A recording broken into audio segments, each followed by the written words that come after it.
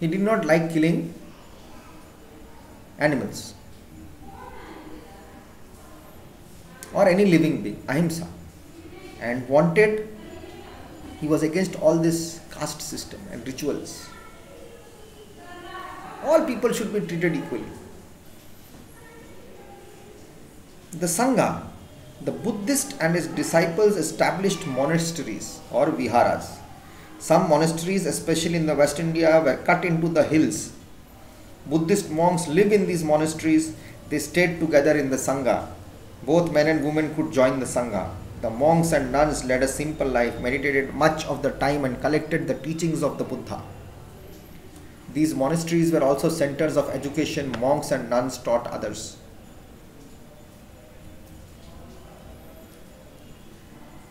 Simple life they lived. They did not give up everything, but they had everything that was normal, moderate, 50%, 50-50. Now comes Jainism. Vardhaman Mahavira is associated with Jainism. The Jains believe that Mahavira was the last of the 24 Tirthankaras or great teachers. The first was Rishabhadeva. 24th is Mahavira. Their teachings constitute the core of the religion of Jainism. Mahavira was born at Kundagrama near Vaishali, Bihar. His father was the head of the Jantrika clan and his mother was a Lichavi princess. Democratic Republic Lichavis. And father was the Jantrika clan. Mother was a princess. All from rich families. Again his quest for truth. What was his truth? At the age of 30, Mahavira left his home. For the next 12 years he wandered from place to place in search of knowledge. Then one day while meditating he realized the truth. Through his knowledge he conquered both misery and happiness. Sorrow, suffering and happiness also he got together. He came to be known as Jina, the great conqueror. His followers came to be known as Jains. Mahavira traveled from place to place preaching his message. He visited the court of Bimbisara and Ajatsatru. You have read about them in the previous lesson. Mahavira taught in Prakrit language, which was common spoken to people as Buddha, same thing. What did Mahavira teach? Buddha gave the 4 truths and the 8-fold path. What did Mahavira teach? Again, Mahavira also believed in living a simple life. No problems. He was against rituals and animal sacrifices too. He believed that every living thing has a soul. Atma. Soul is there. Therefore, one should follow the principle of non-injury and do no harm to any living being. Even the unconscious killing of an ant is a sin.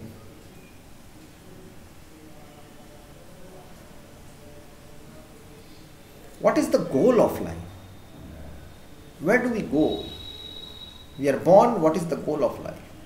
According to Mahavira, was to set the soul free and not to be born again in this world. This could be achieved through the 3 Ratnas or the 3 jewels of life. These are right belief, right knowledge, right action. Mahavira did not believe in the caste system either. He said that an individual was born into a particular caste according to the good and bad deeds of his previous birth. Whatever he did earlier is going to put him into that. He, however, taught that anyone, irrespective of his caste, could attain liberation and performing good deeds. Anybody can do good. Caste is not needed. How did it spread? Mahavira's original teachings were first preserved through the oral tradition. They were later written down. Over time, Jainism became popular from Odisha in the east to Gujarat in the west and also in the south as far as Mysuru, now Mysore. Later it spread to Rajasthan, Karnataka and Andhra Pradesh. The Jain monks established monasteries at all these places. The Jains later got divided into 2 groups or sects, the Digambaras or the sky-clad, that is those who do not wear clothes, and the Svetambaras or white clad, that is those who wear only white clothes. Buddhism and Jainism became popular among the people, especially the traders and craftsmen. This was due to three reasons.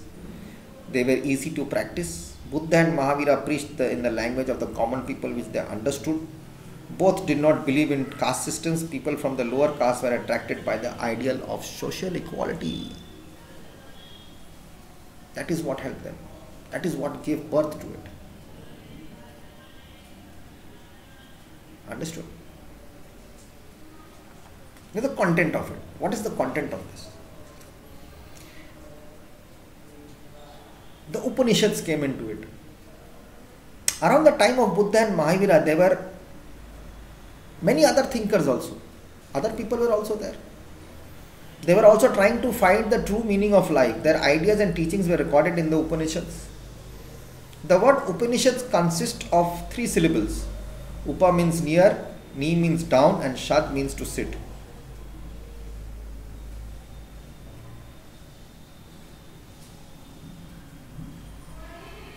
Upanishad means to sit. Sit near. Upanishad means to sit at the feet of the Guru teacher to receive the teaching. Today there are differences of opinion regarding the number of Upanishads available.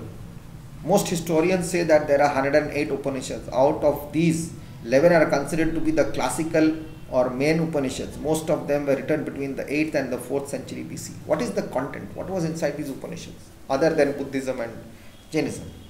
It's a books of philosophy. They are more spiritual and philosophical in content than the Vedas. More philosophy is there, more weight is there. They contain the teachings of many religious teachers and saints. The Upanishads contain many different ideas joined together loosely. They discuss doctrines such as the ideal human conduct, creation of the world, creation of man, the practice of yoga, meditation, karma, and truths about life and death. The main philosophy of the Upanishads, however, is upasana, worship and bhakti, devotion. The Upanishads gave more importance to the worship of one God. It discusses how the Atma, the individual soul, can be one with universal and the cosmic soul. How can you get into that soul, upper world?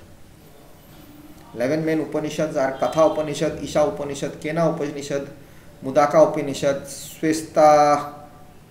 Svetas Vatara Upanishad, Prashna, Madhukya, Aitriya, Brihadarayanka, Taitriya, and Chandogaya Upanishads. Okay, this is done. Mahavira and Buddha. So you must learn this chapter by heart. Eightfold Paths, the Four Noble Truths, and Jainism's three Ratnas. The three Ratnas. By heart. What was Buddha? What was Mahavira? What are the Upanishads all about? Okay? Homework for this chapter as well. You have to do it. So we are done with Vedas, early kingdoms, new ideas. 5, 6, 7 are done. The first empire, life in villages and towns, the post-Mauryan period, the Gupta and the post-Gupta period, culture and science in the ancient period. These are left. So we'll start the first empire, the Mauryas, which came in, and what happened during that time. We will read about that. We can do it in the next class. Tomorrow we'll start doing it and we'll go through it. Okay? So that will be great. So, take care of yourselves, be happy, be safe, stay clean, stay healthy, eat properly, sleep properly, play properly, respect your parents, do whatever you like after your studies. Bye bye.